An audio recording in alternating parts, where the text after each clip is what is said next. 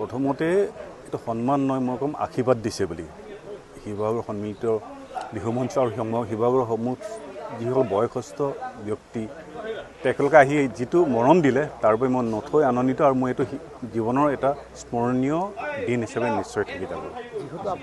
এতিয়া মই অসমীয়া ফিল্ম যিখন কৰিছোঁ যোদ্ধা অসমীয়া সেই ফিল্মখনত মই শিৱসাগৰৰ 3জন এক্টৰক মই লৈ গৈছোঁ। তাত কোনো অডিশ্যন নহয়, ডাইৰেক্ট তেওঁলোকক তেনেকৈ আৰু ইন ফিউচাৰো মই আছে প্লেনিং নিশ্চয়। আমাৰ শিৱসাগৰত আৰ্টিষ্টৰ কোনো ইমান ধুনীয়া ধুনীয়া এক্টৰ এক্ট্ৰেছ আছে, ডেফিনেটলি আছে প্লেনিং, সেইটো আছে নিশ্চয় আছে।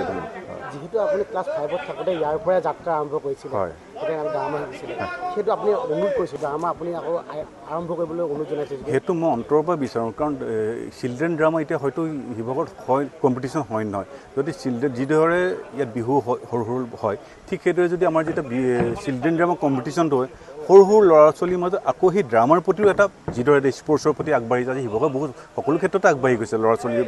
গতিকে মই শিৱসাগৰ ড্ৰামাটো যদি হৈ যায়, কম্পিটিশ্যনটো হয়, তাক যদি আজি আৰু ওপৰলৈ মিডিয়াই লৈ যায়, আপোনালোকে লৈ যায়, নিশ্চয় ফলকিত হ'ব। বঁটা মানে এই যিখিনি মই কৈছোঁ যে মোৰ এই যি মৰম, মোৰ নিজৰ ঠাইৰ মানুহৰ পৰা পোৱা এই মৰমৰ তুলনা মই বেলেগৰ লগত কৰিব নোৱাৰোঁ। মোৰ কাৰণে খুব এটা আৱেগিক মুহূৰ্ত। এইটো কাৰণেই মোৰ সন্মুখত মই পঢ়ি যোৱা পঢ়াশালীখন আছে। এইখন খেলপথাৰতেই ইমান দিন খেলা ধূলা কৰিলোঁ আৰু এই খেলপথাৰখনত শিৱসাগৰৰ সকলো গণ্যমান্য ব্যক্তিৰ উপস্থিতিত মোক মাতি আনি যিখিনি মোক শ্ৰদ্ধা আৰু মৰম দিলে, মোৰ জীৱনত পাহৰিব নোৱাৰা এটা মুহূৰ্ত। আৰু মই কৈছোঁ যে আঙুলিৰ মূৰত লিখিব পৰা মোৰ যিখিনি কৃতিত্ব, তাৰ ভিতৰত মই এই মুহূৰ্তকণ মই সদায় ওপৰত ৰাখিম আৰু মোক ভৱিষ্যত জীৱনত আগবাঢ়ি যোৱাত ডেফিনেটলি এই মুহূৰ্তকণে মোক বহুত অনুপ্ৰাণিত কৰিব আৰু মই আজি সঁচাকৈ আৱেগিকো আৰু খুব গৌৰৱান্বিত। ভৱিষ্যত পৰিকল্পনা সকলোৰে নিচিনাকৈ ভাল ভাল কাম কৰাৰ পৰিকল্পনা আছেই, কিন্তু মই ৰাষ্ট্ৰীয় আৰু আন্তঃৰাষ্ট্ৰীয় পৰ্যায়ত বিভিন্ন ধৰণৰ কাম কৰি আছোঁ। কিন্তু শেহতীয়াকৈ আমাৰ কিছুমান সপোন আছে আমাৰ অসমখনক লৈ।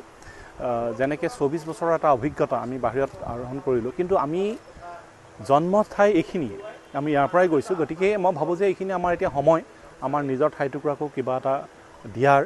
তাৰ কাৰণে আমাৰ কিছু পৰিকল্পনা আছে আৰু অকণমান ডাঙৰেই পৰিকল্পনা আছে। সেইখিনি লৈ আমি ইতিমধ্যে আমি কাম আৰম্ভ কৰিছোঁ। সেই সংক্ৰান্ততে আমি মাননীয় মুখ্যমন্ত্ৰী মহোদয়কো আমি যোগাযোগ কৰিম, আমি লগ কৰিম আৰু মই ভাবোঁ আমাৰ সকলোৰে মৰম যদি পাওঁ, ডেফিনেটলি আমি আমাৰ সেই পৰিকল্পনাত সফল হ'ব পাৰিম। নৱপ্ৰজন্মৰ কাৰণে মই এটাই ক'ম, সকলোৰে ভিতৰত সেই টেলেণ্টটো আচলতে সকলোৰে থাকে। কথাটো হ'ল কি, আমি নিজেই নিজৰ সেই সক্ষমতাটো চিনি পাব লাগিব। আমাৰ সেই টেলেণ্টটো আমি নিজে চিনি পাব লাগিব। তাতোতকৈও আটাইতকৈ ইম্পৰ্টেণ্ট কথাটো হৈছে যে এই যে নিৰন্তৰভাৱে আমি লাগি থাকিব লাগিব পৰা যিটো আমাৰ মনৰ অদম্য উৎসাহ থাকিব লাগে, যে সেইটো আমি একেৰাহে আমি ধৰি ৰাখিব পাৰিব লাগিব। যে এনেকুৱা নহয় যে 2 মাহ কাম কৰিলোঁ, 6 মাহ কাম কৰিলোঁ, এতিয়া নাই কি হ'ব নোৱাৰিলোঁ, সেনেকুৱা নহয়। আমি নিৰন্তৰভাৱে যদি যুঁজি থাকিব পৰা যিটো আমাৰ ভিতৰৰ পৰা এটা অদম্য উৎসাহ থাকিব লাগে, সেইটো যদি থাকে ডেফিনেটলি আমাৰ সকলোৱে সফল হ'ব পাৰিব। আৰু কোনো শ্বৰ্টকাট নিবিচাৰিব, মই নতুন প্ৰজন্মৰ কাৰণে কৈছোঁ, কাৰণ সেইটো দীৰ্ঘস্থায়ী নহয়।